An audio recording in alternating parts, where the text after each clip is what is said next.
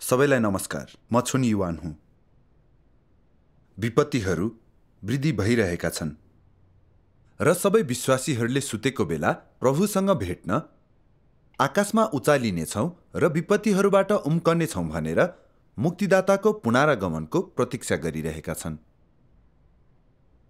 प्रभु येशू ओर्लनु हुनेछ र उहाँसँग भेट गर्नको लागि तिनीहरूलाई लैजानुहुनेछ भनेर किन तिनीहरू आत्मविश्वासको साथ प्रतीक्षा गरिरहेका छन्?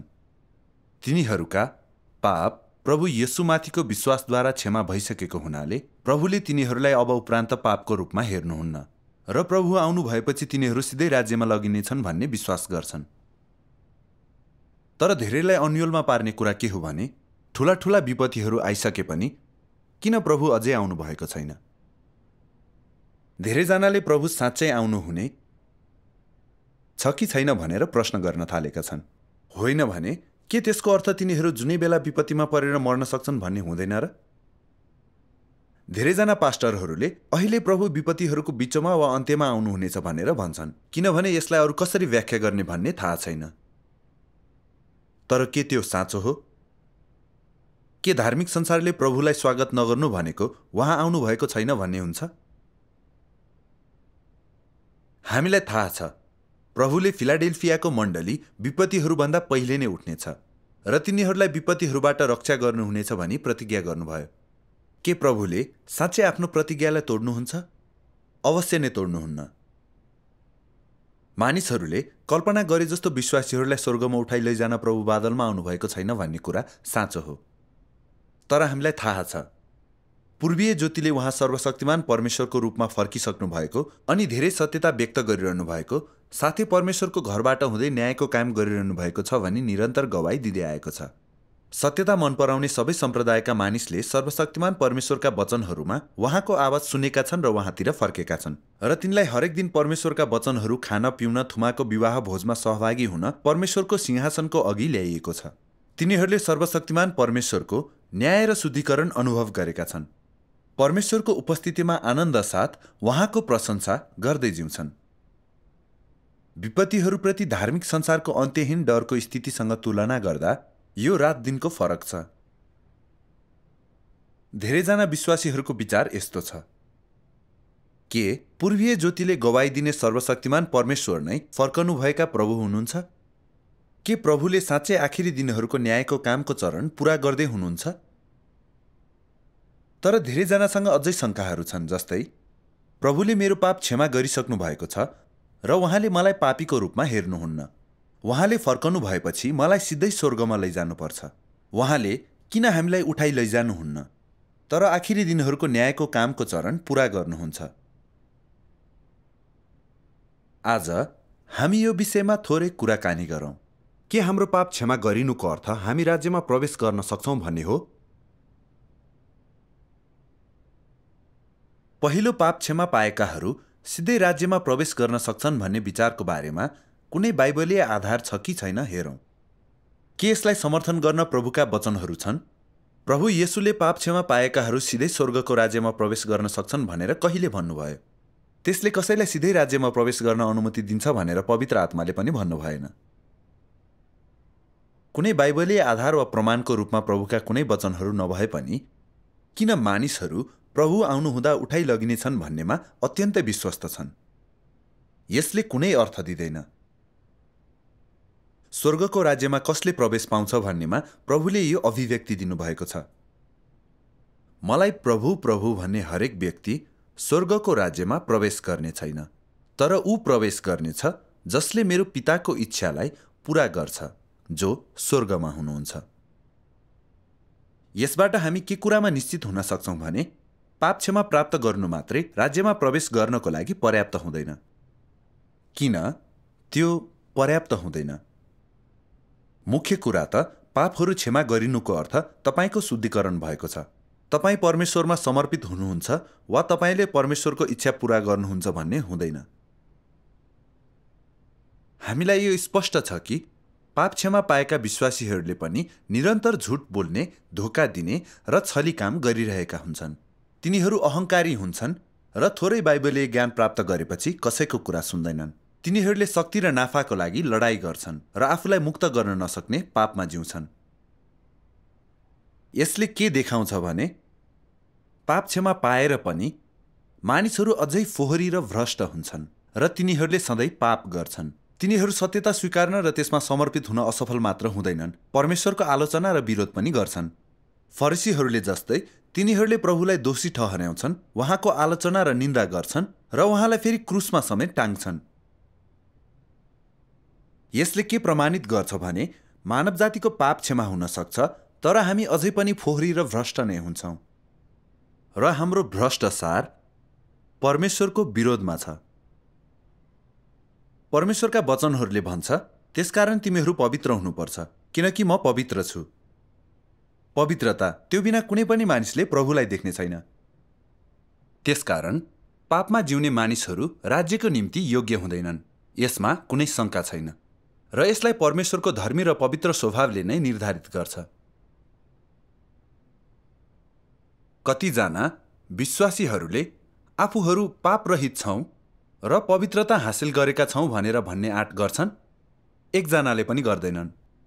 धेरै आत्मिक लेख रचना गर्ने ती चर्चित तथा महान आत्मिक मानिसहरूले पनि पापलाई त्यागेर पवित्र बनेका छौँ भन्ने आँट गर्दैनन् थिए।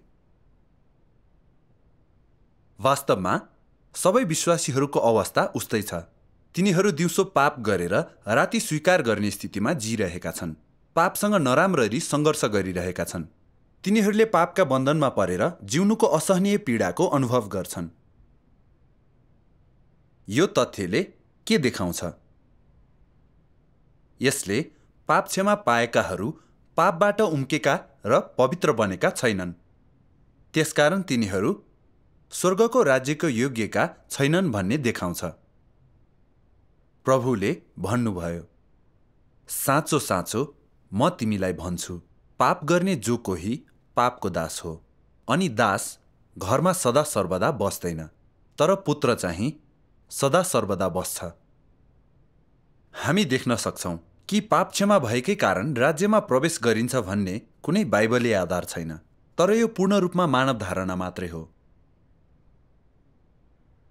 यस बिन्दुमा धेरैजसोको मनमा उठ्ने प्रश्न के हो भने पाप क्षमाले हामीलाई स्वर्गको राज्यमा प्रवेश नगराए केले गराउनेछ? राज्यमा प्रवेश गर्ने मार्ग के हो? प्रभुले भन्नुभयो, तर ऊ प्रवेश गर्नेछ जसले स्वर्गमा हुनुहुने मेरो पिताको इच्छा पूरा गर्छ। राज्यमा प्रवेश गर्नको लागि पूरा गर्नुपर्ने शर्त यही हो। त्यसो भए हामीले परमेश्वरको इच्छा पूरा गर्ने र राज्यमा प्रवेश गर्ने कार्यलाई कसरी पाउन सक्छौँ? वास्तवमा प्रभु येशूले हामीलाई धेरै पहिले नै त्यो मार्ग देखाउनु भएको छ। अझै राम्ररी बुझ्नको लागि हामी प्रभु येशूका अगमवाणीहरूलाई हेरौँ। प्रभु येशूले भन्नुभयो, मैले तिमीहरूलाई भन्नुपर्ने कुराहरू धेरै छन्, तर अहिले तिमीहरूले ती सहन सक्दैनौ। तैपनि जब उहाँ अर्थात् सत्यका आत्मा आउनुहुन्छ, उहाँले तिमीहरूलाई सारा सत्यतामा अगुवाई गर्नुहुनेछ। तपाईको सत्यताद्वारा तिनीहरूलाई पवित्र पार्नुहोस्। तपाईको वचन सत्यता हो। यदि कुनै मानिसले मेरो वचन सुन्छ र पनि विश्वास गर्दैन भने म त्यसको न्याय गर्दिन, किनभने म संसारलाई न्याय गर्न होइन, तर बचाउन आएँ। मलाई इन्कार गर्ने र मेरा वचनहरू ग्रहण नगर्नेलाई न्याय गर्ने एकजना हुनुहुन्छ। मैले बोलेको त्यो वचनले अन्तको दिनमा उसको न्याय गर्नेछ, किनभने पिताले कुनै मानिसको न्याय गर्नुहुन्न, तर पुत्रलाई नै सबै न्याय सुम्पन्नु भएको छ। प्रभु येशूले आफ्नो पुनरागमनको बारेमा धेरै पटक अगमवाणी गर्नुभएको छ र यी पदहरू पुनरागमनपछि उहाँले गर्ने कामको अगमवाणीहरू हुन्।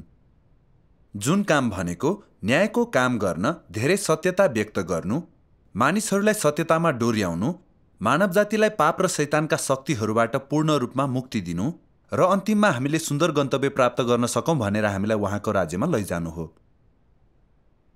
त्यसैले उहाँको पुनरागमन भएपछि हामीले प्रभुको न्यायको कामलाई स्वीकार्नै पर्छ। हामीले सत्यता प्राप्त नगरुन्जेल हाम्रो भ्रष्टता पूर्ण रूपमा धुन सकिँदैन र हाम्रो पापी प्रकृतिको समाधान हुन सक्दैन। पापलाई हटाएर पवित्र बन्ने अनि परमेश्वरको राज्यमा प्रवेश पाउने तरिका त्यही मात्रै हो। हाम्रो पापी प्रकृतिलाई पूर्ण रूपमा समाधान गर्नको लागि हाम्रा भ्रष्ट स्वभावहरू हटाइनै पर्छ। शैतानका शक्तिहरूबाट मुक्त हुन र परमेश्वरमा समर्पित हुनको लागि हामीले हाम्रा भ्रष्ट स्वभावहरूलाई पूर्ण रूपमा हटाउनुपर्छ। नत्र भने हामीसँग राज्यमा प्रवेश गर्ने कुनै अधिकार हुने छैन। त्यसैले यो भन्न सक्छौँ कि परमेश्वरको आखिरी दिनहरूको न्याय र सजायद्वारा धोइने मानिसहरू मात्रै उहाँको इच्छा पूरा गर्ने मानिसहरू बन्न सक्छन्। यसले आखिरी दिनहरूमा परमेश्वरको न्याय र शुद्धिकरणलाई स्वीकार्नु नै राज्यमा प्रवेश गर्ने एउटै मात्र मार्ग हो भन्ने प्रमाणित गर्छ। हामी परमेश्वरका वचनहरूको केही खण्डहरू पढौँ। भर्खरै छुटकारा पाएको र परमेश्वरद्वारा परिवर्तन भइ नसकेको वा सिद्ध भइ नसकेको तिमीहरू जस्तो पापी के त परमेश्वरको हृदय अनुसारको बन्न सक्छस्? अझै पनि तेरो पुरानो मनुष्यतामा रहेको तेरो विषयमा भन्दा तँलाई येशूले मुक्ति दिनुभएको थियो र परमेश्वरले दिनुभएको मुक्तिको कारण तँलाई पापीको रूपमा गन्ती गरिँदैन भन्ने कुरा साँचो हो। तर त पापी छैनस् र त अशुद्ध छैनस् भन्ने कुरालाई यसले प्रमाणित गर्दैन। त परिवर्तन भएको छैनस् भने त कसरी सन्तमय बन्न सक्छस्? भित्री रूपमा त अपवित्रता, स्वार्थ र क्षुद्रले भरिएको छस्। तैपनि त अझै येशूसँग उचालिन चाहन्छस्। त धेरै भाग्यमानी हुनुपर्छ। परमेश्वर माथिको भरोसामा तैँले एउटा कदमलाई चुकाएको छस्। तँलाई छुटकारा मात्रै दिइएको छ, तर त परिवर्तन भएको छैनस्। त परमेश्वरको हृदय अनुसारको बन्नको लागि परमेश्वरले तँलाई व्यक्तिगत रूपमै परिवर्तन गर्ने र धुने काम गर्नुपर्छ। यदि तँलाई छुटकारा मात्रै दिइएको हो भने तैँले पवित्रता प्राप्त गर्न सक्ने छैनस्। यसरी त परमेश्वरको कार्यको असल आशिषहरूमा सहभागी हुन अयोग्य हुनेछस्, किनभने मानिसलाई व्यवस्थापन गर्ने परमेश्वरको कार्यको चरणलाई तैँले चुकाएको छस्, जुन परिवर्तन हुने र सिद्ध पारिने कार्यको मुख्य चरण हो। भर्खरै छुटकारा दिइएको पापी तैँले प्रत्यक्ष रूपमा परमेश्वरको उत्तराधिकार प्राप्त गर्न सक्दैनस्। येशूले मानिसको माझमा धेरै काम गर्नु भए पनि उहाँले सारा मानव जातिको छुटकारा मात्र पूरा गर्नुभयो र मानिसको पापको बलि बन्नुभयो। उहाँले मानिसलाई उसका सबै भ्रष्ट स्वभावबाट मुक्त गर्नु भएन।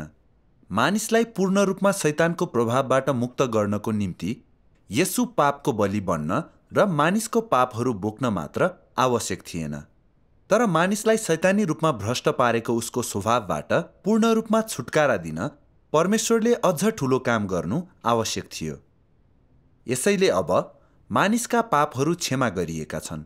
मानिसलाई नयाँ युगतिर डोर्याउन परमेश्वर देहमा फर्केर आउनुभयो र दण्ड अनि न्यायको काम सुरु गर्नुभयो। यो कामले मानिसलाई एक उच्च क्षेत्रमा पुर्यायो। उहाँको प्रभुत्व मुनि आउनेहरू सबैले अझ उच्च सत्यको आनन्द लिनेछन् र अझ ठूला आशिषहरू प्राप्त गर्नेछन्। तिनीहरू साँच्चीकै ज्योतिमा जिउनेछन् र तिनीहरूले सत्य, बाटो र जीवन प्राप्त गर्नेछन्। सर्वशक्तिमान परमेश्वरका वचनहरू पूर्ण रूपमा स्पष्ट छन्। प्रभु येशूले अनुग्रहको युगमा छुटकाराको काम गर्नुभयो। यो मानिसका पापहरूलाई क्षमा दिनको लागि थियो, जसले मुक्तिको आधा काम मात्रै पूरा गर्यो। सर्वशक्तिमान परमेश्वरको आखिरी दिनहरूको न्यायको कामले मात्रै मानवलाई पूर्ण रूपमा धुन र मुक्ति दिन सक्छ। मानिसहरूले सर्वशक्तिमान परमेश्वरले व्यक्त गर्नुभएको सत्यता, न्याय र सजायलाई स्वीकार्नै पर्छ, अनि मात्र तिनीहरूको भ्रष्टतालाई धुन र रूपान्तरण गर्न सकिन्छ र तिनीहरू परमेश्वरको राज्यको निम्ति योग्य र उहाँको इच्छाको पालना गर्ने मानिसहरू बन्न सक्छन्। अर्को शब्दमा भन्दा तिनीहरूसँग स्वर्गको राज्यमा प्रवेश गर्ने पासपोर्ट हुनेछ। हामी भन्न सक्छौँ सर्वशक्तिमान परमेश्वरको न्यायको काम व्यक्ति राज्यमा प्रवेश गर्ने कार्यलाई निर्धारित गर्ने, मानव जातिलाई मुक्ति दिने परमेश्वरको कामको सबैभन्दा निर्णायक महत्त्वपूर्ण चरण हो। सबैभन्दा महत्त्वपूर्ण चरणलाई छुटाउनु, सर्वशक्तिमान परमेश्वरको न्याय र शुद्धिकरण पाउने कार्यलाई छुटाउनुको अर्थ तपाईको असफल विश्वास भन्ने बुझिन्छ। तपाईले जति लामो समयदेखि विश्वास गर्नुभएको भए पनि, जति धेरै परिश्रम गर्नुभएको भए पनि, यदि तपाईले सर्वशक्तिमान परमेश्वरलाई स्वीकार्नु भएन भने यो सबै व्यर्थ हुनेछ। तपाईँ राज्यमा प्रवेश गर्नुहुने छैन। यो ठूलो पछुतो हुनेछ। त्यसो भए परमेश्वरले हामीलाई उहाँको राज्यमा लैजानको लागि न्याय गर्ने, धुने र मुक्ति दिने काम कसरी गर्नुहुन्छ? हामी सर्वशक्तिमान परमेश्वरका वचनहरू पढौँ। आखिरी दिनहरूका ख्रिस्टले मानवलाई सिकाउन, मानवको सारलाई प्रकट गर्न र मानवका शब्दहरू र कार्यहरूलाई जाँच गर्न विभिन्न सत्यताहरू प्रयोग गर्नुहुन्छ। यी वचनहरूमा मानवको कर्तव्य, मानवले कसरी परमेश्वरको आज्ञा पालन गर्नै पर्छ, मानव कसरी परमेश्वरमा निष्ठावान हुनै पर्छ, मानव कसरी सामान्य मानवतामा जिउनु पर्छ र साथसाथै परमेश्वरको बुद्धि र स्वभाव र यस्तै अन्य कुराहरू जस्ता विभिन्न सत्यताहरू समावेश भएका हुन्छन्। यी सबै वचनहरू मानवका सार र उसका भ्रष्ट स्वभावप्रति निर्देशित हुन्छन्। खास गरी मानवले कसरी परमेश्वरलाई घृणाका साथ इन्कार गर्छ भनी प्रकट गर्ने वचनहरूलाई मानव कसरी शैतानको मूर्त रूप हो र परमेश्वरका विरुद्धको शत्रुवत दबाव हो भन्ने विषयमा बोलिएको हुन्छ। उहाँको न्यायको कामको अवधिमा परमेश्वरले मानिसको प्रकृतिलाई एक दुईवटा शब्दहरूले व्याख्या गर्नुहुन्न। उहाँले प्रकट गर्नुहुन्छ, निराकरण गर्नुहुन्छ र लामो समयसम्म काटछाट गर्नुहुन्छ। प्रकट गर्ने, निराकरण गर्ने र छिओल्ने यी सबै फरक फरक तरिकाहरू सामान्य वचनहरूसँग साट्न सकिँदैन। तर यसको सत्यताबाट मानव पूर्ण रूपमा वञ्चित भएको हुन्छ। यी जस्ता तरिकाहरूलाई मात्र न्याय भन्न सकिन्छ। यस किसिमको न्यायद्वारा मात्र मानव नियन्त्रणमा रहन सक्छ र परमेश्वरको बारेमा पूर्ण रूपमा विश्वस्त हुन्छ र यसका साथसाथै परमेश्वरको साँचो ज्ञान प्राप्त गर्न सक्छ। परमेश्वरको न्याय र सजायलाई अनुभव गरेका सबैले के कुरा गहन रूपमा बुझेका हुन्छन् भने परमेश्वरका वचनहरूले हाम्रो भ्रष्टता र सारलाई खुलासा नगरिकन हामी कति गहन र गम्भीर रूपमा भ्रष्ट छौँ भन्ने कुरा हामीले कहिले थाहा पाउने छैनौँ। परमेश्वरको न्याय, सजाय, काटछाट, निराकरण र अनुशासन प्राप्त नगरिकन हाम्रा भ्रष्ट स्वभाव कहिल्यै हट्ने छैन र आफैलाई साँचो रूपमा चिन्न समेत कठिनाइ हुनेछ। धेरैजना विश्वासीहरूले आफ्नो पापको जड शैतानद्वारा गहन रूपमा भ्रष्ट भएको छ भन्ने कुरालाई नदेखी पाप गर्ने अनि स्वीकार गर्ने अनि फेरि स्वीकारेर पाप गर्ने चक्रमा नपरि बस्न नसक्नु स्वाभाविकै हो। तिनीहरू पाप क्षमा भएकोले सिधै स्वर्ग जान सक्छन् भन्ने भुलमा विश्वास गर्छन्। यो साँच्चै नै अन्धोपन र मूर्खता र आत्मचेतनाको अभाव हो। साँचो पश्चाताप सर्वशक्तिमान परमेश्वरको न्याय र सजायबाट र परमेश्वरको डर मान्ने र दुष्टताबाट अलग बस्ने अवस्था परमेश्वरको धर्मी स्वभावलाई जानेर मात्र आउँछ। त्यसपछि मात्रै हामी उहाँको इच्छाको काम गर्ने मानिसहरू बन्छौँ। यो कुरा हामीले न्यायको अनुभव गरेपछि र शुद्ध पारिएपछि मात्रै साँचो रूपमा जान्न सक्छौँ। अब मलाई लाग्छ हामी यो कुरामा स्पष्ट भएका छौँ कि राज्यमा प्रवेश गर्ने मार्ग अत्यन्तै ठोस र व्यवहारिक छ। पाप क्षमा पाएर प्रभुले हामीलाई उठाउनुहुन्छ भनेर प्रतीक्षा गर्नु, त्यसपछि सिधै स्वर्ग लगिनु मात्रै होइन। त्यो यथार्थ कुरा होइन, त्यो त कामना मात्रै हो। यदि हामी स्वर्गको राज्यमा प्रवेश गर्न चाहन्छौँ भने हाम्रो भ्रष्टता धुन र परमेश्वरको इच्छा पूरा गर्नको निम्ति सबैभन्दा महत्त्वपूर्ण कुरा भनेको सर्वशक्तिमान परमेश्वरको न्याय र सजायलाई स्वीकार गर्नु हो। त्यसपछि हामी परमेश्वरका प्रतिज्ञा र आशिषहरू प्राप्त गर्न र उहाँको राज्यमा लगिन योग्य हुनेछौँ। हामीले सर्वशक्तिमान परमेश्वरको न्यायको कामलाई स्वीकार नगरे कहिल्यै पनि सत्यता र जीवन प्राप्त गर्ने छैनौँ वा हाम्रो भ्रष्टतालाई धुन सक्ने छैनौँ। यसरी प्रभुले हामीलाई स्वर्गमा लैजानुहुनेछ भनेर इच्छा गरिरहनु मूर्ख तरिका हो र त्यस्ता मानिसहरू निर्बुद्धि कन्याहरू हुन् जो विपत्तिहरूमा पर्नेछन् अनि रुनेछन् र दारा किट्नेछन्। सर्वशक्तिमान परमेश्वरको आखिरी दिनहरूको कामलाई स्वीकार्नु भनेको हामी उहाँको सिंहासनको अघि उठाइ लगिनु हो।